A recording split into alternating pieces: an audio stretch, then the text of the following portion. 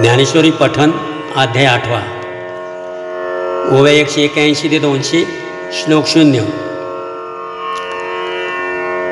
म्हणून अक्षर जे म्हणजे तेवेची म्हणता बोधुई उपजे जया पर्वतात पैसून देखिजे या नाम परमगती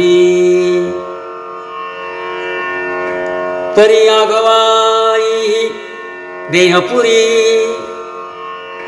आये निजे रियाचे परी जे व्यापारू करवी ना करी म्हणून या एरवी जे शरीर चेष्टा तया माझी एकही न ठकेगा सुबटा दाही इंद्रियांची या वाटा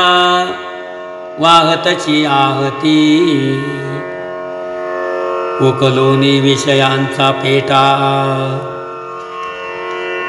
होतो मनाचा चोहटा तो सुख दुःखाचा राजवंटा भीतराही पावे परिराव पौडलिया सुखे जैसा देशीचा व्यापारून ठके प्रजा आपुलालेनी अभिलाखे करीतची असती तैसे बुद्धीचे हन जाणणे कामनाचे घेणे देणे इंद्रियेचे करणे स्मरणवायूचे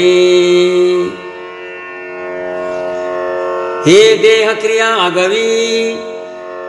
न करविता होय बरवी जैसा न सलवितेनी रवी लोक चाले अर्जुना तया परी सुतला आहे शरीरी म्हणून पुरुष गावधारी मणिपे जयाते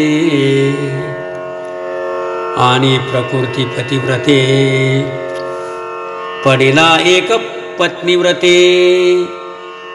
येणेही कारणे जयाते पुरुष म्हणू ये पैवेदाचे बहुवसपण देखेची ना जयाचे अंगण हे गगनाचे पांघरुण होय देखा ऐसे जाणूनी योगीश्वर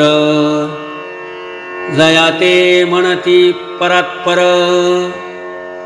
जे अनन्य गतीचे घर गिवसित ये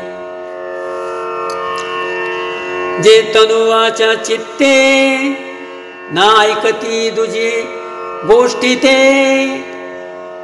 तया एक निष्ठेचे पिकते सुक्षेत्र जे हे त्रैलोक्याचे पुरुषोत्तमो ऐसा साचे येचा मनोधर्मो तया आस्तिकाचा आश्रमो पांडवागा जे निगर्वाचे गौरव जे निर्गुणाची जाणीव जे सुखाची राणीव निराशाशी जे संतोषिया वाढिले ताट जे अचिंता अनाथाचे मायपोट भक्तीसी उजू वाट जया गावा हे एक सांगुनी वाया काय फार करू धनंजया पै गेलिया जया ठाया तो ठावची होई जे हिवाची हिव झुळका जैसे हिवची पडे उष्ण धोका का समोर झाली आरका तमची प्रकाशू होय तैसा संसारू दया गावा गेला संत पांडवा होऊन ठाके आगवा मोक्षाचाची तरी अग्नी माझी आले जैसे इंधनाची अग्नी झाले पाठीन निवडेची काही केले काष्टपण ना तरी साखरेचा मागवता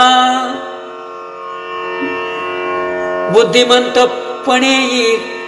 करिता परी उस नवे पंडुसुता जया परी. रामकृष्ण हरी.